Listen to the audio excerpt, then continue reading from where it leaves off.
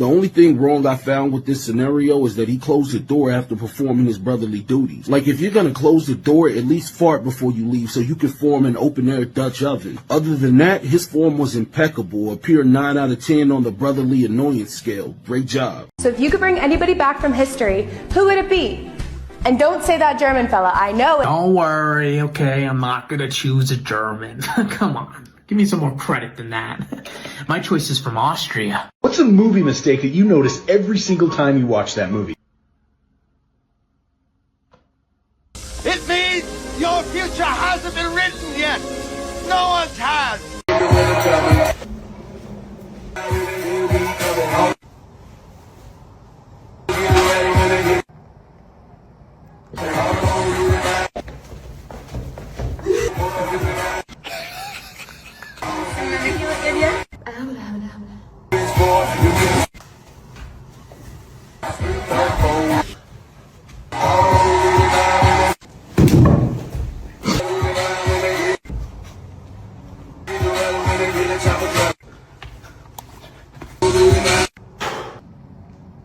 I'm in Jamaica. Where are you?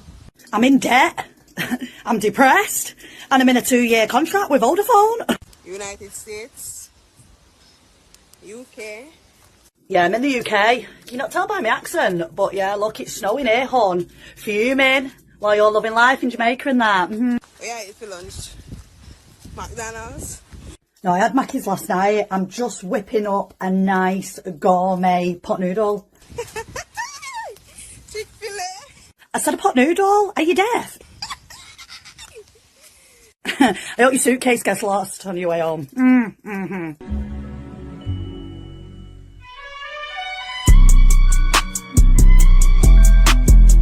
are those godforsaken frosted flakes?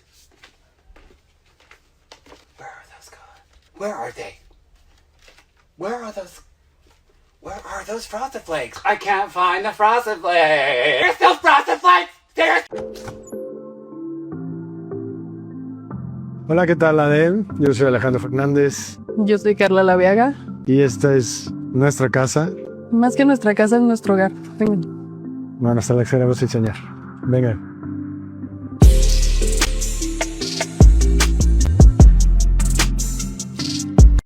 My name's Kayla, and I brought the olive oil cake with peaches. It's a good thing I judge on looks and not taste, cause nigga. The court finds you innocent of all charges. You are free to go. Next. My name's Ashley, and I brought the broccoli salad. By itself, the guillotine. Next. My name's Carly. I brought melon and prosciutto. The rack. For you, your Uber driver, and the bee. Next. My name's Mary. I made the cat head biscuits and blueberry jam.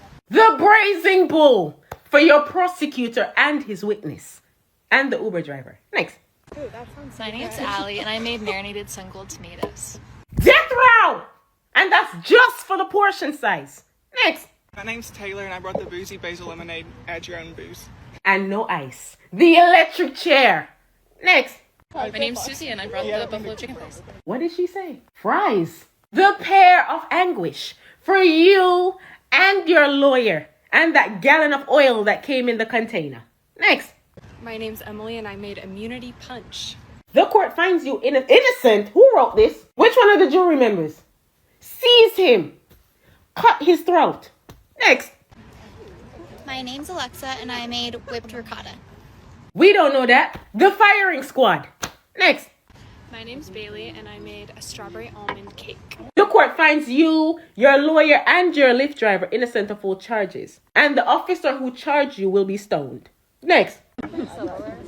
My name is Gina Rose, and I made beet and goat cheese pasta. Shoot her and that shit. Next. I'm Jenna, and I made chocolate honey butter cookies. 12 months community service and a £3,000 fine. You could have tried. Good night.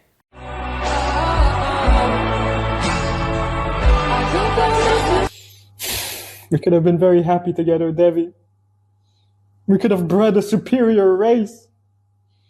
Our kids would have been called Phineas and Nigel. What's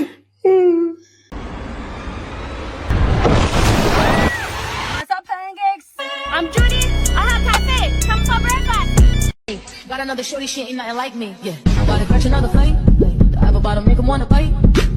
Mr. Wonka, it happened again. One got out. Sending a team.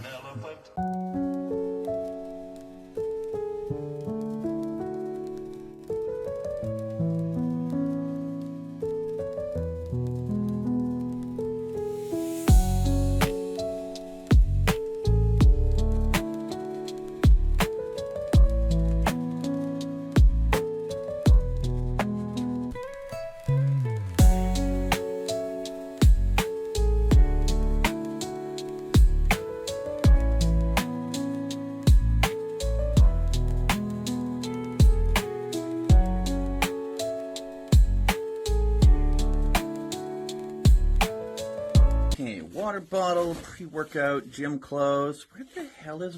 Babe, where's my toy water gun? It's in the dishwasher. Well, can you get it? I'm gonna look like a dumbass at the gym without it.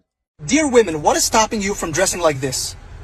You have thousands of dresses, outfits, none of them look like this. Instead, what you choose to dress like as if you work at OnlyFans. Why doesn't he wear the dress? He seems to fucking like it. Listen, a lot of women don't dress that way for the same reason he doesn't dress that way. They don't fucking want to. This is asking too much of women. Joining the workforce and all of that, that is just fine. But this, saying, hey, just dress wholesomely, that is asking too much of women. Life is not your own personal single-player video game. You can't customize people around you. You're not that important. Anyway, we'd love to see more of this, by the way.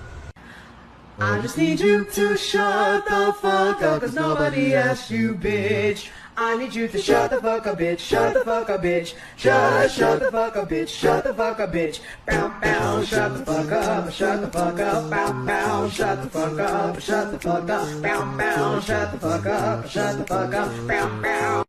100 British people versus 100 Americans. One big room, no weapons. Who's winning? I'm genuinely not even trying to be patriotic, but I truly believe that against 100 British people, 30 Americans could get the job done and take the W. And to illustrate this, I'm going to draft a very diverse, broad-ranging fantasy team of 30. Here we go.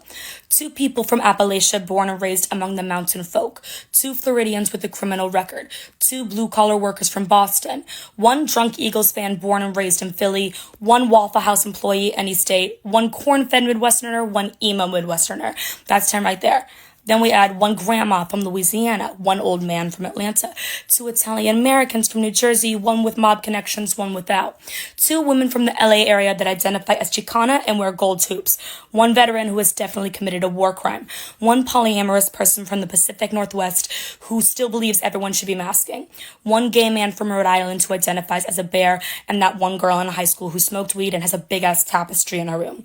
That's 20 right there, which I think could get the job done, but just in case there are any duds, let's add 1 citizen of Texas who refers to themselves as a patriot, 1 no-nonsense softball-playing lesbian, 1 no-nonsense basketball-playing bisexual, 1 middle-aged dad in the suburbs who directs people pulling out of parking spots, 1 cowboy, 1 cowgirl, 1 farmer, 1 person from Baltimore, 1 person from Chicago, 1 New York City cab driver. That's 30 right there. They're taking it. So what do you have to offer? Because she's our bitch. Speak, boy. What I bring to the table is the 3-foot colossal-sized Carnotaurus. Now, the name Carnotaurus translates roughly to carnivorous bull. It weighed up to around 2 tons, growing up to lengths of around 25 feet long, and lived during the late Cretaceous period in what is current-day South America. The Carnotaurus gets its name because of those distinct horns on its head. However, paleontologists don't have a definitive answer as to what they did. Perhaps they were for display and mating purposes, or maybe they were used for defense and territorial battles. It's still very much so up in the air. However, something that is concrete about the Carnotaurus is that it did not have feathers. Unlike a lot of other theropods, the Carnotaurus had scaly skin with rough bumps along its back. And we know that because we have samples of what its skin actually looked like. Another iconic trait about the Carnotaurus are those baby hands, and I'm sure most of you have seen the clip from Prehistoric Planet of it flailing its arms around doing a mating dance with its arms. However, there is no evidence to support that it did this, as behavioral traits are very hard to find with fossil evidence alone. However, a more likely answer of why the Carnotaurus has tiny arms, much like other theropods, is that it simply evolved to not really use them. A good comparison of this is the likes of the T-Rex, with its ancestors, the Guanlong and the Dilong. Although being significantly smaller, they did have very long arms. Many theropod dinosaurs evolved with more emphasis being put on their heads and their jaws opposed to their arms and hands, because they would use their mouths more as the grappling and manipulating tool than they would their hands. Speaking of the head of the Carnotaurus, it does have a very distinct shape, being a lot smaller, stockier, and skinnier. But do not let that deceive you. The Carnotaurus had a very flexible jaw compared to other theropods, and a bite force that was enough to rival the likes of a crocodile. Oh, what's that? The Carnotaurus wasn't enough to bring to the table. Oh, I see. Well, don't worry. I have another cheeky little trick here that I bring to the table, and it's called I have 17 pounds of C4 strapped to my fucking chest. Nobody's gonna know. They're gonna know. How would they know?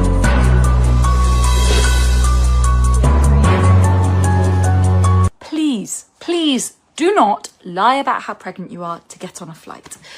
Like this video of someone who's 38 weeks pregnant but pretending she was earlier so she could go abroad. I'm honestly worried that other pregnant women might see this and think it's safe. Here is why it's not.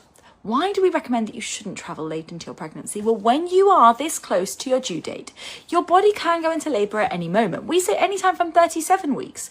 You do not want that happening mid-air. Babies can sometimes arrive very quickly, and sometimes complications can happen just as fast. If you've got a hemorrhage, you have a shoulder dystocia, your baby needs resuscitation, you need to be on a labour ward, or at the very least, you want to be supported by someone who is medically trained, like a midwife, not on an aeroplane aisle. Airlines set cut-offs for a reason, usually 36 weeks for singleton pregnancies, 32 weeks for twins, and they're not trying to ruin your holiday.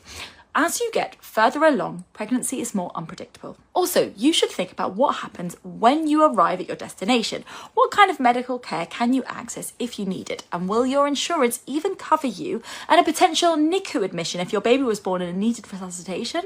Probably not if you lied in order to take the flight. They wouldn't cover you beyond that period of gestation. So if you're pregnant, you're planning to travel, check your airline's policy and make sure you're getting your fit to fly letter.